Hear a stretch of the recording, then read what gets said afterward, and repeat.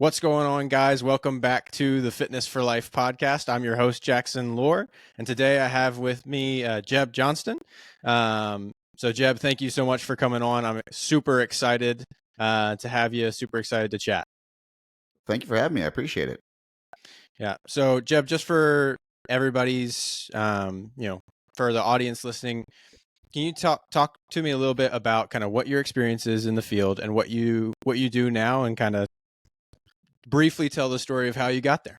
I'm gonna make it really brief because this story is long. I'm 46 years old. It's long. It's convoluted. I did not start off as a fitness professional. So, a little bit of my background. Grew up moving around all over the country. Went to college. I was a singer and an actor. I was torn between whether to pursue acting full time or to pursue music. I ended up going into music. I went to Belmont University in Nashville. I always told everyone I was all I wanted. I graduated high school in '96. I wanted to be an R&B singer, but I figured as a white guy with the name Jeb, I was probably going to do much better in country. So I went to Nashville instead. Nice.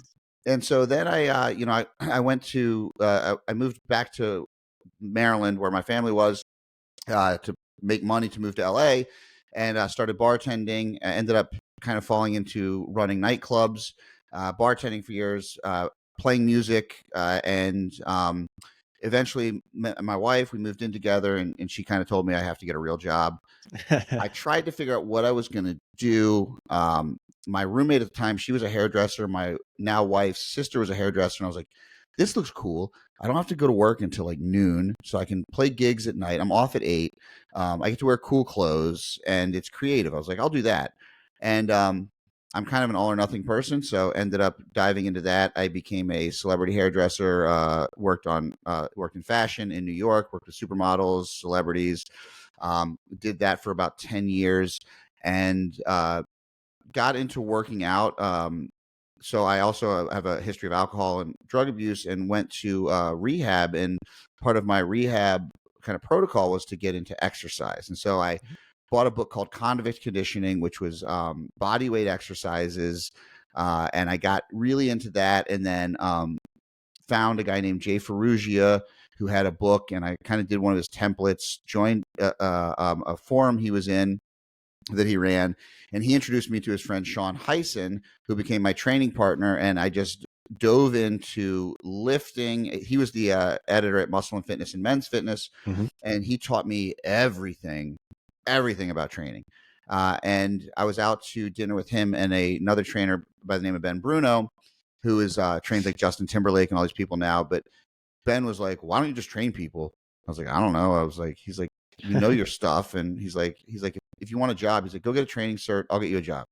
So I ended up not using that favor, but ended up starting my own practice because I was used to working for myself, and ended up transitioning into becoming a personal trainer. Opened up a private studio in Brooklyn, New York, and then I came and met. I was doing a podcast, and I met this guy, Mike Dola, who had a nutrition company, and I just really liked him. I just wanted to hang out, and I was like, hey, and I threw an interview video at him, and he was like, wait, you want to work with us? I was like, yeah, man, I like what you're doing. I like your mission.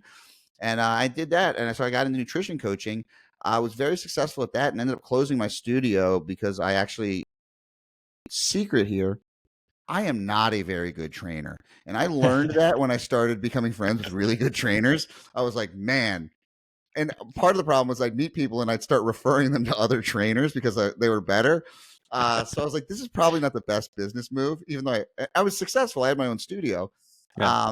But I realized in nutrition, I was really good at this thing. And now I worked in general pop nutrition for a long time. And I saw that the big piece missing in this kind of what we thought was the answer in like macros and flexible dieting was just turning into another diet. And the things people struggled with were not educational or numbers oriented, but rather I saw that there was a big issue that people knew what to do, they just couldn't do it. And so that led me into a deep dive into behavioral psychology. As I did with hair, where the way I became a successful hairdresser was I found the best hairdressers everywhere, and I just went and said, I want to work with you. And I will sweep up the floor. I will clean. I don't care what it is. I want to work with you. And that elevated me to becoming, at one point, any magazine in America, if you picked up, my work was in it. And that's the point. That's where I got to in hair. And so I found Dr. Lisa Lewis, who's married to Tony Gentlecore. She's a behavioral psychologist, and she is married to a very famous fitness guy. So she understood the industry. Yeah. And so I've been working with her for like 6 years now. And I've been researching a lot within behavioral psychology, particularly in dialectical behavior therapy. Again, interesting aside, I got into dialectical behavior therapy, and I asked my mom, who's a psychologist at Hopkins, I said, Mom, have you ever heard of DBT? And she's like, yeah, remember when I came up to Brooklyn, I was going to the Bronx for 2 months. So I went to study with Marshall Linehan, who's the creator of dialectical behavior therapy. And I said, who would have thought? I spent all this time avoiding doing what you're doing, and now I'm just doing the thing. And my mom was the only clinical director of DBT on the East Coast at the time. And of course, in perfect psychologist response, she said, oh, I would have guessed it. And so I've been diving into that, and then a therapy model called internal family systems. And so what I found was working in nutrition is I got to the point where I would ask them to send me the people that nobody else wanted. I wanted the hardest cases, the people that no one could work with. And those were the people that were dealing with really emotional eating, binge eating, et cetera. And so that kind of transitioned into I now exclusively work with people on emotional eating. I still have a few sport performance clients because I did work a lot in that realm a little bit. And so I have friends that I'll work with in that capacity, but mostly I'll hand those off to a coach, any kind of like regular nutrition. So I really only work with people who struggle with this emotional eating piece at this point. Yeah. So I think that was brief enough. Yeah, that's great. No, and that's a lot to go through, and definitely a unique journey, to say the least. Yeah, it's very meandering to lead me to where I am today. Yeah. But I feel like everybody has to, take their own path to where they go. And that's why I think it's really valuable for the audience to hear is like, hey, even if, what you're doing is not exactly what you want to be doing, sometimes it doesn't have to, you can find your way along the way. You don't have to find it right away. So, well, and it's one of the things I talk with clients about, and especially with other coaches, is everyone says, "Oh, follow your passion," and I really disagree with that, and say rather find your purpose, and you will find passion within that. Because I am passionate about what I do, but never when I started out did I think like this was going to be the role that fulfills me. I thought I was like, I'm going to work with celebrities. I'm going to be the cool guy in New York, and yeah, I wouldn't have been happy doing that. I wouldn't have been happy at all. Yeah. Yeah. I think so. My background, I started out as an athletic trainer, working in sports medicine, and everybody, when you first start, I won't say everybody, but so many people, it's like, oh, I want to work with the professional athletes, the professional teams. And then, if you make the transition to fitness from there, it's the same thing. It's like, oh, I'm going to work with all these, professional athletes because now I have all this background, and that's kind of where I started. And then over the years, I realized, I spent a couple of years working with some high level ice hockey players, worked with a few disc golf athletes who were, at that higher level. Yeah. And then realized just, the wear and tear on their bodies and the things that I was working on fixing for them were very similar to the things that most women in their 50s and needed help with. And that made that transition a couple of years back, and that's been way more fulfilling, and people who have taught me stuff along the way as well, whereas a lot of the athletes didn't have the same wisdom and experience that I could pull from. So, and I think it just makes you a better coach. Yeah. Because really, when you're working with high level athletes, your job is to stay out of their way and just not get them hurt. Yeah. And I think that one of the things in coaching that I see a lot is, we see the people who maybe are very successful in our idea of what success is. And that's really due to self-selection, is they just put themselves in a place where they only work with people that probably don't need help. Yeah. And those of us who work with people that really need the help, we learn so much more and we become much better coaches.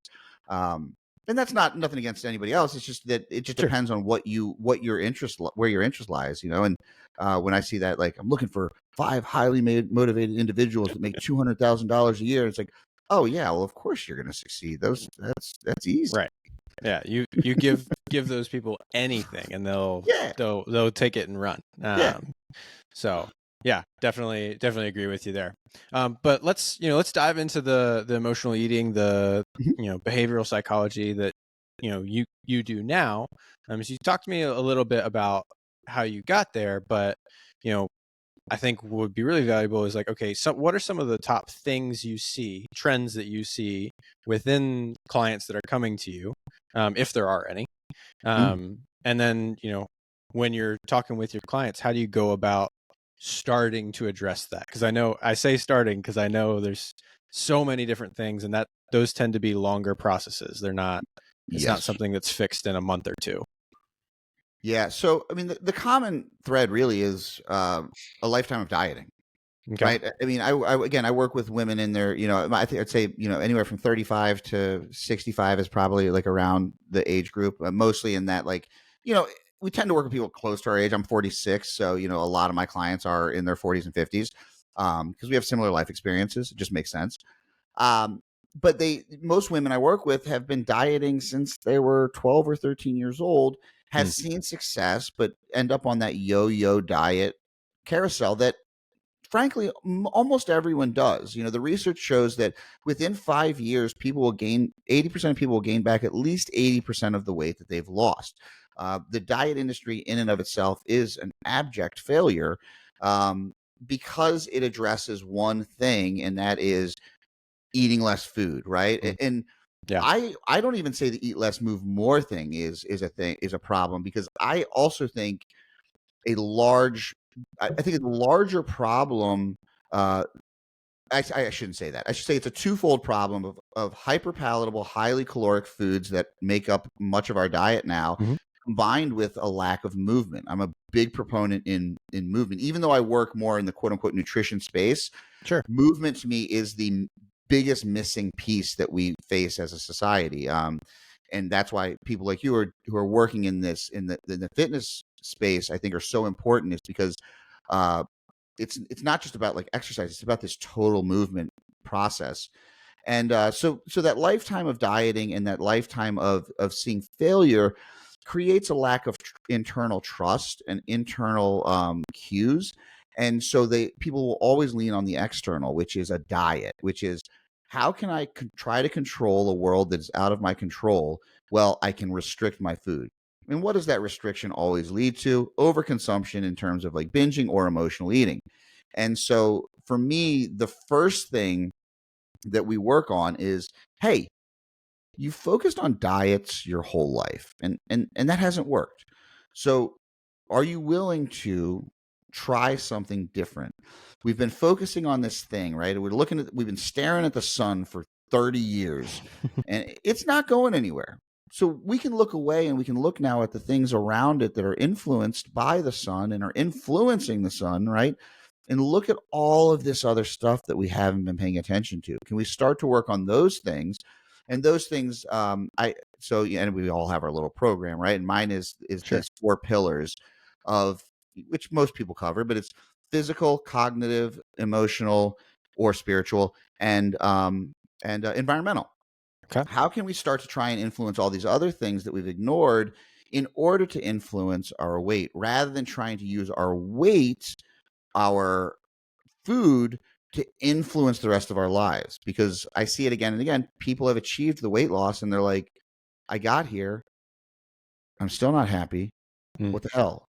And the classic nutrition coaching or diet thing is like, get to the weight you want to be at, and then we'll work on maintenance, Mm. which is all the stuff that is emotional, environmental, like all of these things. Like, what if we were to work on those things first, develop these skills, because everything I do is based in skill development, and then when we feel comfortable and confident and we have these safety measures in place, we can approach that thing again and do it from a place of trust, of safety, of kind of, we talk about with the hierarchy of needs in Maslow. Like, we have this now emotional safety net. Can we approach this thing that has eluded us for so long? Yeah, I really like that, of taking a step back and saying like, hey, if you want to go back to it, it's there, right? Like Yeah, it'll always it's be never there. Right. It's never going to be not an option for you to go to it. But, if it hasn't worked consistently over the long time, larger period, right? So over the 30 years plus, if you continue to put the weight back on and then drop down and then put the weight back on, like, yeah, then clearly there's room for us to take a step back and look at it. Yeah. And the side effect is often that we work on these other things, the weight stuff starts to take care of itself. Yeah. One of the things that I think you shared, it might have been you, it might have been somebody else I was looking at, but talked about, like, hey, confidence in what you're wearing or what you're feeling is sometimes the first thing you want to instill. Yeah, and it was awesome. I had this conversation with a client of mine who long before he came to me, he lost 100 pounds twice, but the second time he was able to keep it off for many years. And we had this conversation. He came up. He's like, he had a business coach that said to him, "I want you to go buy a new wardrobe." And he was 300 pounds at the time, and he did, and he bought this whole new wardrobe. It really went out on a limb for him, and he felt super confident. And then all of a sudden, he started losing weight, and that's when he lost 100 pounds. Instead of waiting until he was 100 pounds lighter. And it was like he just instilled this external sense of confidence in himself for how he looked. And again, the first thing that we work on is this idea of radical acceptance, which is a constant, ever evolving thing that we all have to do. But one of the things is that the fitness industry has really bastardized this idea of acceptance, and they say you shouldn't accept where you are. And it's like, acceptance is not a passive thing. Acceptance is brutally hard. It's brutally honest, and say, this is the reality. I could wish I was in a different reality. I could have wished I had started sooner. I could all these things. But guess what? You didn't. That's not reality. Accepting where you are allows you to move forward. And so when you might go out and buy something that fits you and you feel good in, then you can start to say, hey, like, you know what? I am okay. My value, my worth as a human does not come from the way I look or the way I present, but rather who I feel like I am. And then I can start to work on these things that maybe are external in nature, but I need to work on that internal piece as well. Yeah. Yeah, that's definitely something, I really appreciate, and I forget who it was. It might have been John Goodman said something very similar of, like, hey, from a confidence standpoint, like, one of the first things, if you're trying to get a bunch of people to lose weight really fast, from a confidence standpoint, one of the first things you do is you go and you get them a makeover, or you make them feel good about who they are, what they look like, right then and there. And so, yeah, I definitely, it's one of the things I'm having conversations with people around me about right now. Is like, hey, how can we, clients and otherwise, family, that sort of thing, how can we feel better right in this moment about ourselves internally, which is, like you said, very difficult work. Yeah, it's a lot of work. Very difficult work. And somebody other than me is a lot more qualified to do that work with them. But yeah, get that first, and then we can instill the habits that are going to get us success in that period of confidence. And those habits will build confidence over time, right? Right.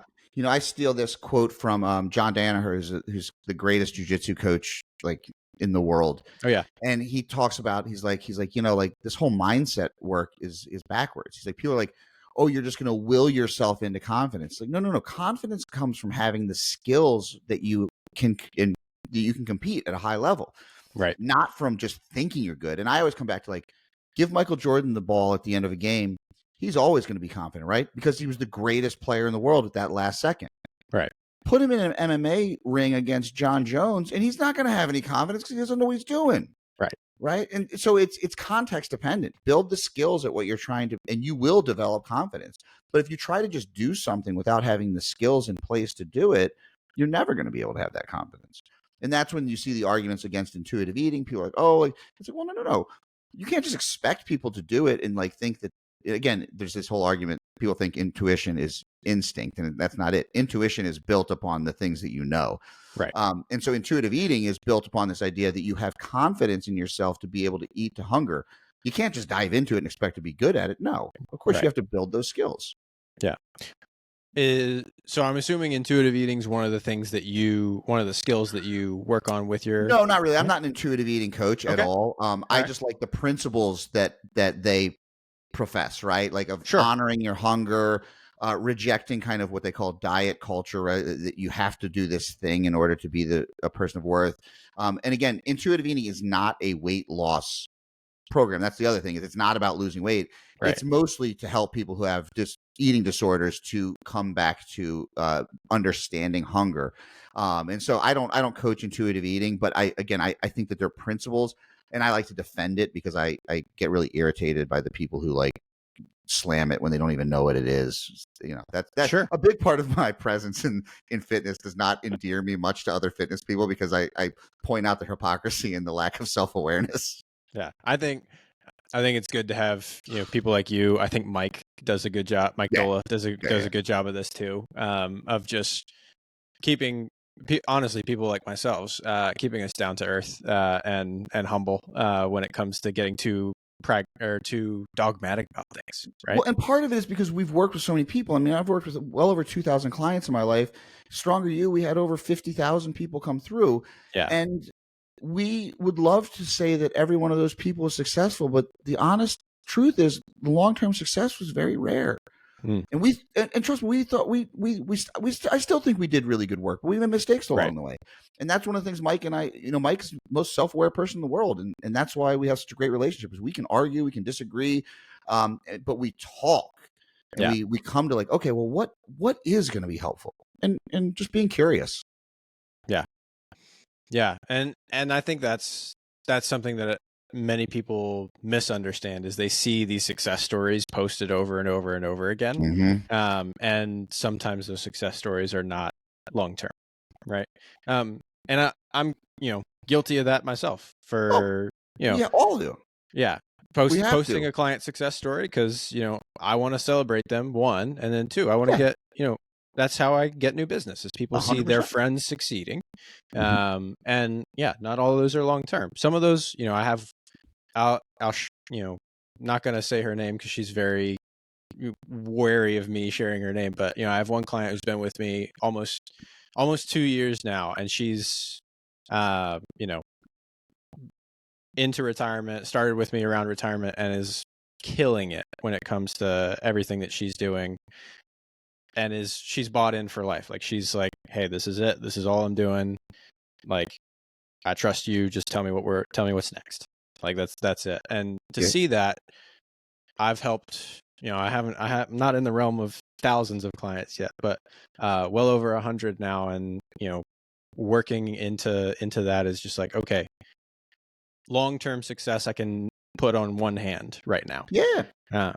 So And that's it though, is I always joke, I'm like, my big success stories, anybody could have done it. Like, I got one guy who's been working with me for like 6 years. Like, I mhm, keep telling him every time he goes to renew, like I mean, I still charge him like whatever I was charging, like he doesn't pay any, because I'm like, I do zero work.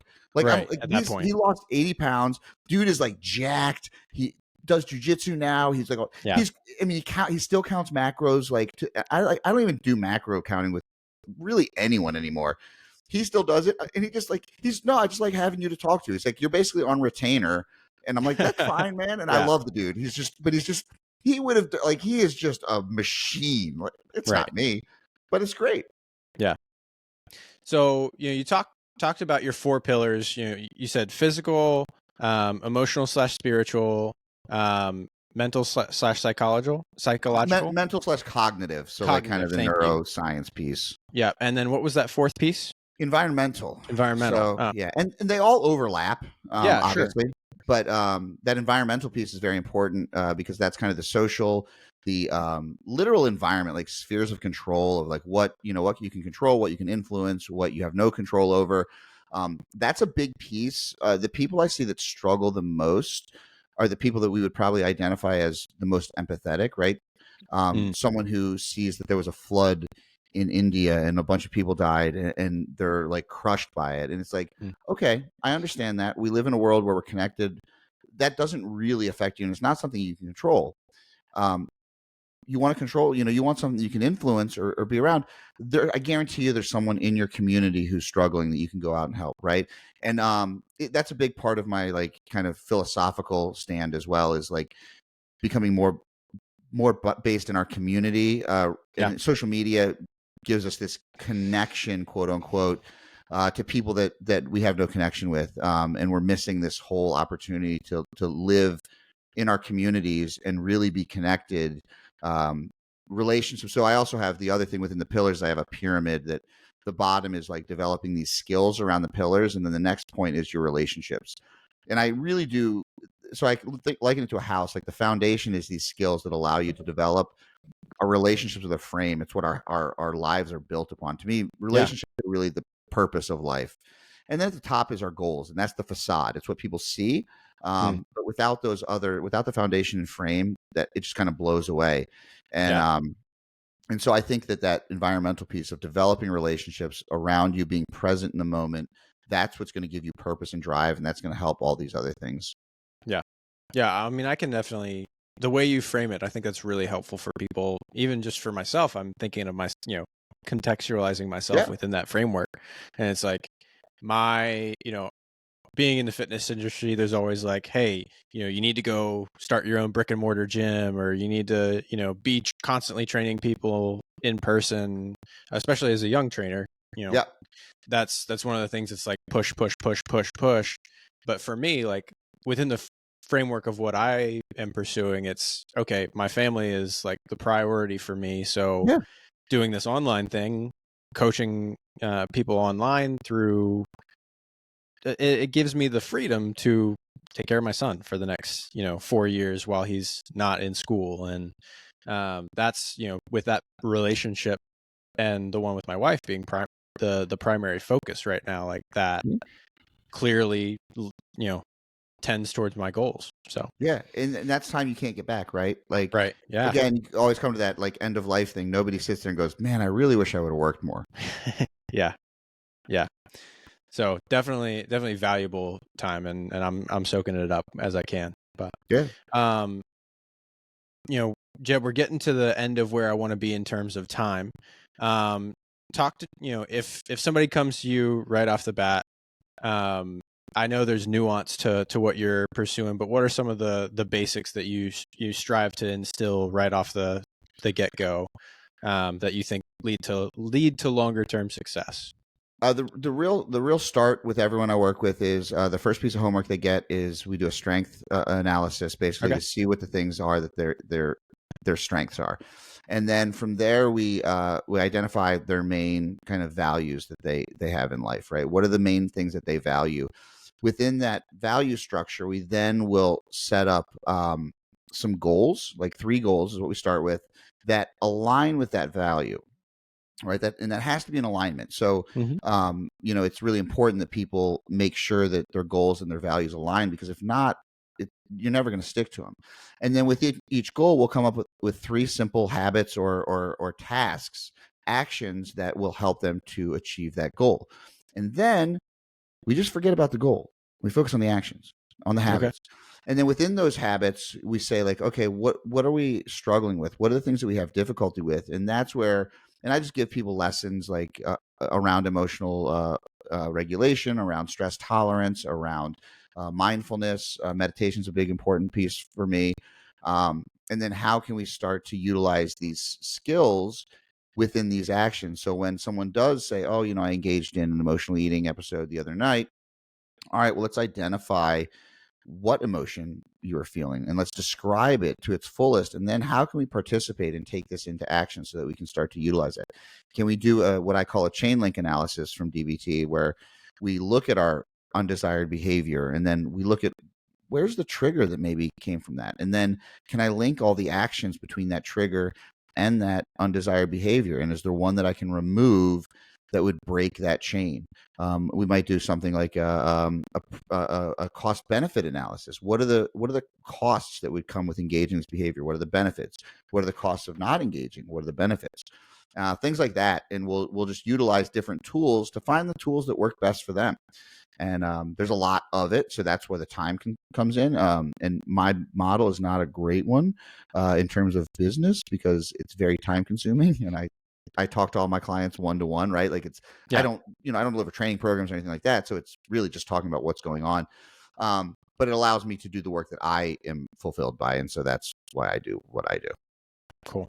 Awesome. Well, that was perfect. And I think hopefully those listening, you guys can really get something out of that, and maybe take one step in the right direction. So, Jeb, if people are looking to hear more from you, where can they find you? My Instagram is Jeb Stuart Johnston. My website is foodonthemind.com. If you are interested, sign up for my newsletter. I send out 4 days a week. I send out simple kind of just like, I don't know, quips, things that maybe you're going through, very short, like 250 words. My newsletter I kind of stole from Seth Godin's because I love that it's just like these tiny little like tips on just life, and just things that I recognize in my clients and things. And so just real simple, actionable stuff, and things to get you thinking, hopefully. And nothing, I only sell things like twice a year on there, so it's you don't have to worry about getting bombarded by a bunch of sales emails. I just try to provide some value to people, and hopefully. I love that people, message me and are like, I read your emails every day, and like this one and everything. I'm like, great, I love that. So cool. Awesome. Well, Jeb, thank you so much for coming on today. I really appreciate your time. Appreciate you being willing to show up and chat with me. And for folks listening, you guys take something away from this. Hopefully you took notes, or at least got one good nugget you can use from this. And we will see you guys next time. Thank you so much.